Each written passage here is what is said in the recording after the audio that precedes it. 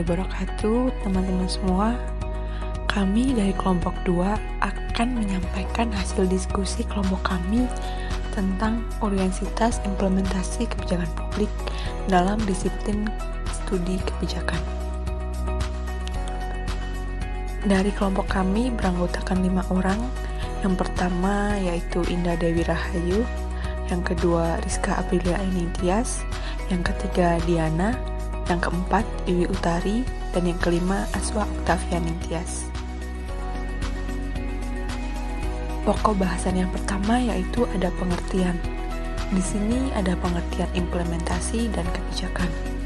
Implementasi sendiri menurut Harsono merupakan suatu proses untuk melaksanakan kebijakan menjadi tindakan kebijakan dari politik ke dalam administrasi.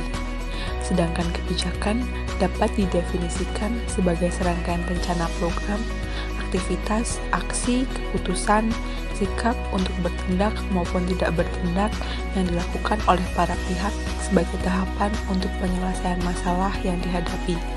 Penetapan kebijakan merupakan suatu faktor penting bagi organisasi untuk mencapai tujuannya.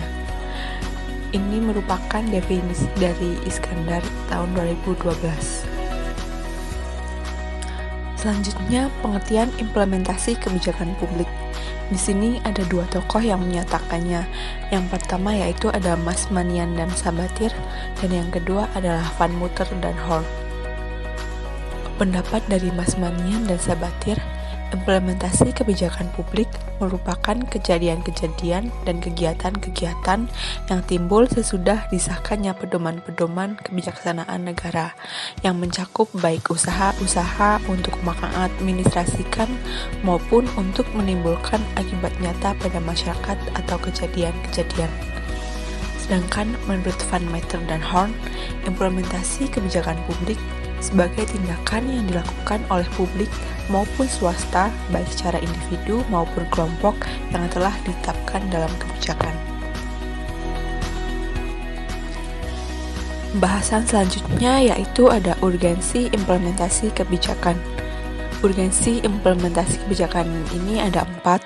Yang pertama yaitu implementasi kebijakan diperlukan karena adanya masalah kebijakan yang perlu diatasi dan dipecahkan.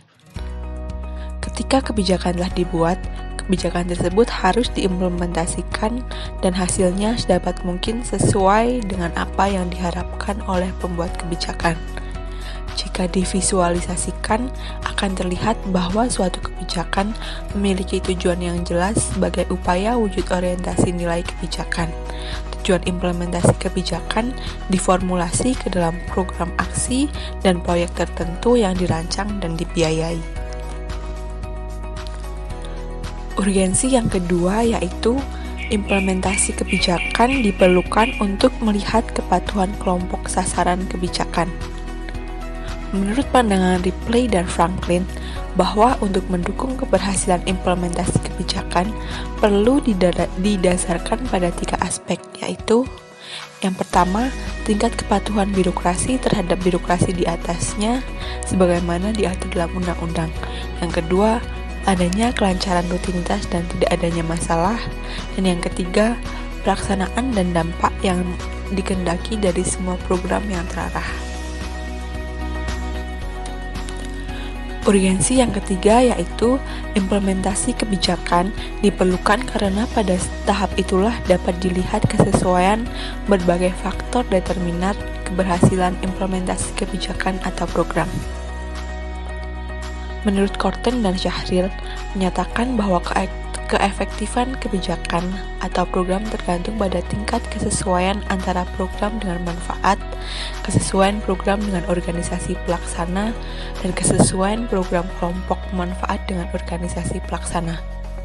Selain alasan tersebut, implementasi kebijakan diperlukan untuk melihat adanya hubungan antara implementasi kebijakan dengan faktor-faktor lain seperti ukuran dan tujuan kebijakan, sumber kebijakan, ciri atau badan instansi pelaksana, komunikasi antara organisasi terkait dan komunikasi kegiatan yang dilaksanakan, sikap pelaksana, dan lingkungan ekonomi, sosial, dan politik.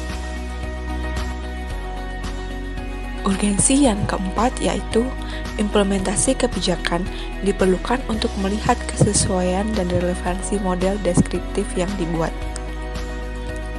Menurut perspektif ini, implementasi kebijakan diperlukan untuk mengetahui keefektifan dan relevansi kerangka kerja yang ada sebagai pedoman dalam pelaksanaannya. Peranan penting analisis implementasi kebijakan negara ialah mengidentifikasi variabel yang mempengaruhi pencapaian tujuan formal pada keseluruhan proses implementasi.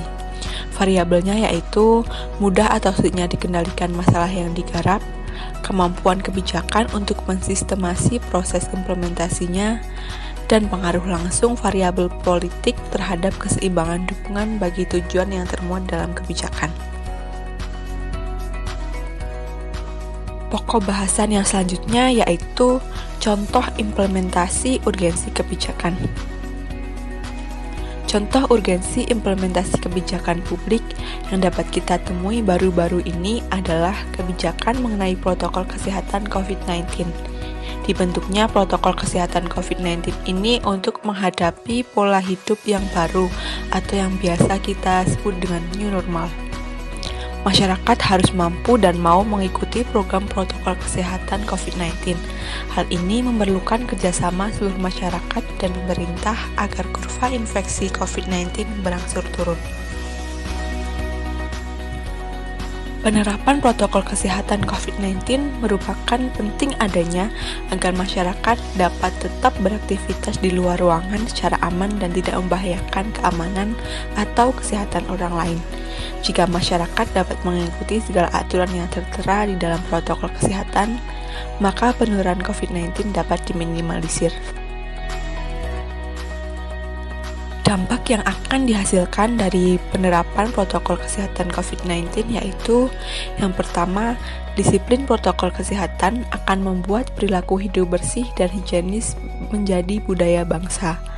Yang kedua, konektivitas masyarakat akan semakin tinggi karena mengoptimalkan dunia digital. Yang ketiga, dunia juga menjadi lebih ramah lingkungan dengan adanya pembatasan mobilitas manusia, sehingga membuat berkurangnya emisi kendaraan bermotor. Dan yang keempat, mengasah jiwa solidaritas dan gotong royong. Hal ini terbukti dari banyaknya donasi dari relawan serta partisipasi masyarakat yang beragam mengurangi penyebaran COVID-19. Sekian yang dapat kami sampaikan, kurang lebihnya mohon maaf. Terima kasih atas perhatiannya. Wassalamualaikum warahmatullahi wabarakatuh.